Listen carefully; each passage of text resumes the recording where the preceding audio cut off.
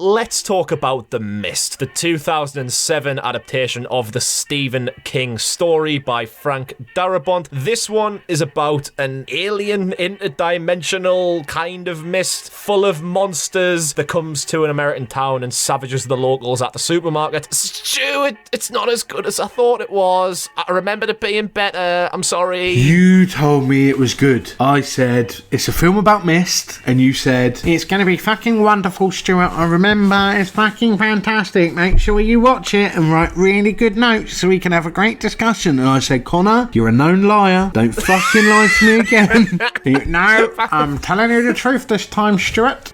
But Stuart, there's symbolism in it. What symbolism? Well, the mist is like clouding vision from the people in the market, clouding their vision at how much they hate each other or love each other, Stuart. No, you've added a dimension, and I don't mean an otherworldly dimension. Slick. Nice level 100 segue there, Stu. Yeah, that's what I do, mate. Let me start why I'm angry about this. Firstly, how does that tree come straight through the window like that? Because if it blew over, it'd hit the roof. It wouldn't fly straight through a window into the fucking house.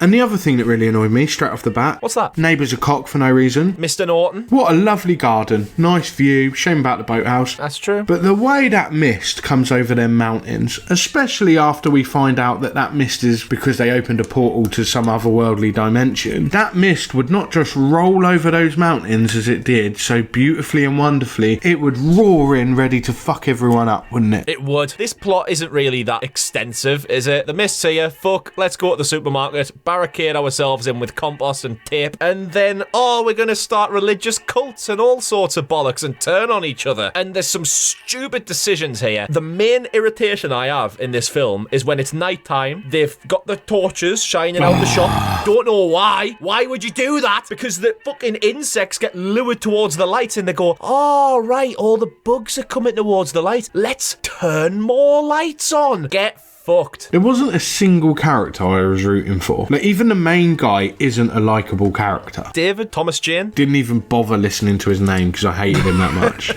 Yeah, there's not an awful lot of characterization. I mean, I guess the main fleshed out character is probably like the religious nut, Mrs. Jesus. Mrs. Jesus. She's a really dislikable character in this. Sometimes there's a really good bit of her where she's effectively like just putting her life in God's hands, and there's like this flying scorpion thing in her face, and she's just like, one of us is gonna die. And just the thing just looks at her and just decides, fuck it, and just flies away. And God has saved her. I quite like that. But other than that, yeah, she's total Yeah, this is facts. We do sort of see everyone in the supermarket break off into their own, like, little cliques, and everyone's got opposing ideas and intentions and things that, like, endanger the other groups. But the biggest twat, more so than Mrs. Jesus, is Mr. Norton. What a bellend. They're like, because they go into the back, don't they? They go into the back and open the little shutter thing, and they're like, oh, we're going to have a look outside and see what's there. Then we get the worst fucking CGI tentacle snake thing, grabbing Norm, axe that off. They're like, oh, we've got a chunk of this alien tentacle thing in the back, and Mr. Norton's like, no. Why are you saying that? I mean, we're all trapped in this thing because of the fog and there's people screaming outside and blood everywhere, but of course you fucking haven't. Although the CGI was shit though, I did like when like the tentacles get that first guy, it kind of just like grabs his chest and pulls away quite quick, and it's so easy for him to just like rip chunks out of him, and it gets his leg as well, doesn't it? It's almost like teeth. It just kind of bites him and just rips it off in seconds. It was quite brutal, that, and I did like that. I thought, oh, it's obviously quite vicious, whatever this thing is, but it did look like absolute shit. There was an annoying bit when they actually go and look at the chunk of tentacle. Oh, and it only dissolves when they look at it. Prod it a little bit with a stick. Yeah, it's been in there for God knows how long, and if you touch it again, it's just gonna disintegrate.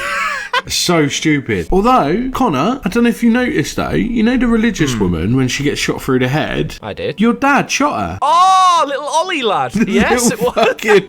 I love that guy. He's got the same hairline as well. I actually quite like the character of Ollie, because he just goes from being like a bit of a sort of chirpy, helpful guy working at the store to necking cans and shooting people. Yeah, it just turns badass all of a sudden, doesn't he? Gutted though, because he gets arguably like the worst death in the whole film. He didn't deserve it. He didn't. Which, again, if the gun's on the bonnet of your car and the bonnet of your car is covered in blood from all the massacre that's happened around you, why when the guy opens the door to reach for the gun do you start screaming. Bro, this did my fucking tits in. David! But also another one, a bit that really annoyed me outside of every single other bit of this film. When they go in the pharmacy, the shot is inside the store looking out so you can see them approaching the store through the mist, right? The store sign that has all the hours is the right way round for us, even though we're looking in the store outwards, which means if you're outside the store, the writing must be backwards. Why would you advertise your hours to people already inside the store? Like, how did you overlook that? If you step outside into the mist, you die. Like, there's monsters there. They find one that they have to give it a daily sacrifice. However, there's still about 1,000 other things trying to eat you constantly. Spiders that their webs will just... It's like fucking lightsabers. They shoot out their arsehole, isn't it? They just chop through you somehow. You've got these little mosquito things that just want to sting you and fucking destroy your face. You've got some weird, like, flying vulture things. Oh, they looked awful. They were trash, weren't they? They weren't really scary at all. They just looked like a fucking... I'll tell you what they look like. You know on Facebook when they do them videos of like, we found a starving dog and nurtured it back to health? That reference is so niche, it's so accurate. Sponsor a vulture. Yeah. I'll tell you what else annoyed me. There's a man that gets set on fire at some point in this film. If you're on fire, I get you'd probably move around, roll around on the floor trying to extinguish yourself. This guy aimlessly vandalises the shop. What are you doing that for? They put him out somehow, and then he's lying on the floor, isn't he, in the shop? He's in agony, and he's like, please give me a gun, and I'll just kill myself. And they're like, we're not going to do that. And he's like, I'm in so much agony. Just let the die.